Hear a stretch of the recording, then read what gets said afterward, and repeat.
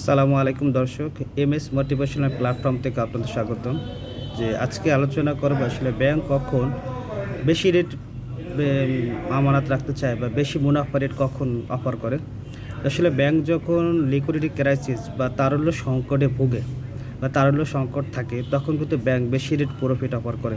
এখন এই বেশি রেটে মুনাফা যে দেয়, এই রেটে ব্যাংকে টাকা রাখার আসলে নিরাপদ কিনা। আসলে ব্যাংক যেটা করে, আসলে ব্যাংকে দেখা যায় যে অনেক সময় যে ব্যাংক কিছু তারল্য সংকট থাকলে ব্যাংক ওই সাময়িক সময়টা বা এই সংকট বা এই ক্রাইসিসটা কেটে ওঠার জন্য অনেক সময় মার্কেটে আমানতকারীদের বেশি প্রফিট বা মুনাফা অফার করে। যে এত যেমন অনেক সময় দেখা যায়, যেমন এখন যেটা বলেছি, এখন অনেক সময় দেখা যায় যে কোনো ব্যাংক যদি আপনার 12, 13 বা 11.5, 11 প্রফিট রেট অফার করে, তাহলে এটা কি নিরাপদ? আসলে ব্যাংকের এই সংকট বা এই ক্রাইসিসটা কিন্তু সাময়িক সময়ের জন্য। যখন ব্যাংকের এই ক্রাইসিস বা তারল্য সংকটটা কেটে যায়, তখন কিন্তু ব্যাংক আবার তার সেই প্রফিট রেট কমিয়ে দেয়। কিন্তু এটা আসলে রিস্ক না, আবার রিস্ক যদি বলাও যেতে পারে। যদি এই ক্রাইসিসটা যদি সে কেটে না উঠতে পারে, তাহলে তো অবশ্যই আপনার আমানত বা আপনার টাকা একটু রিস্কে থেকেই যায়।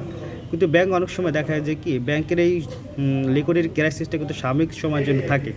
পরে কিন্তু ব্যাংক আসলে সাময়িক সময় যে ক্রাইসিসটা থাকে এটা কেটে উঠলে কিন্তু আবার প্রফিট কমায় দেয়। এখন যেমন যদি কোনো ব্যাংক যদি এখন 12, 13 রেট দেয়, তাহলে স্বাভাবিকভাবে বুঝতে হবে যে ওই ব্যাংকটা এখন লিকুইডিটি ক্রাইসিসে আছে।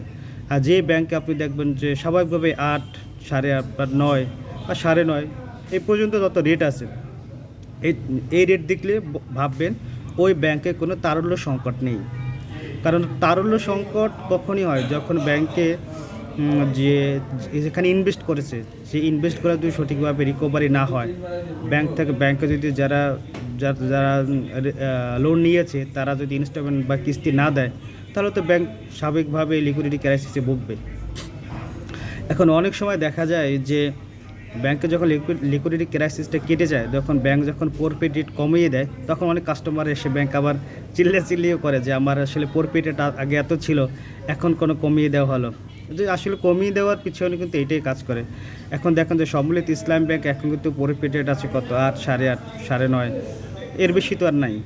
সেক্ষেত্রে অনেক কাস্টমার এসে বলে কি, আমার কি হেয়ার কাট হয়েছে, যে আমি আগে প্রফিট রেটটা অনেক বেশি পেতাম, এখন কোনো আমাদের সম্মিলিত ইসলাম ব্যাংক প্রফিট রেট কমিয়ে দিয়েছে। আসলে প্রফিট রেট কমিয়ে দেওয়ার প্রধান কারণ হলো এখন এই সব ব্যাংকে কিন্তু তারল্য সংকট নেই।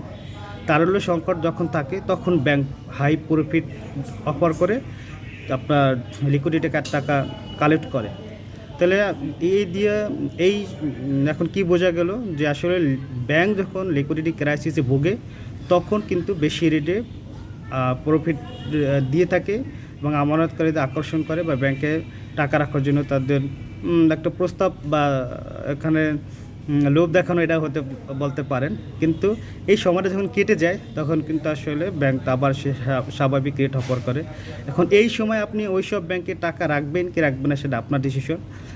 বাট অনেক সময় যে ব্যাংক যদি ওই লিকুইডিটি ক্রাইসিস যে সময়টা এটা যদি কেটে ওঠে তা ভালো, আর যদি কেটে না উঠতে পারে তাহলে তো অবশ্যই রিস্ক থেকে যায়। এখন কোন ব্যাংকে টাকা রাখবেন কি রাখবেন না, সেটা আপনার ডিসিশন। দেখা হবে পরবর্তীতে নতুন কোনো ভিডিওতে। সে পর্যন্ত আমাদের সাথে থাকুন। ধন্যবাদ।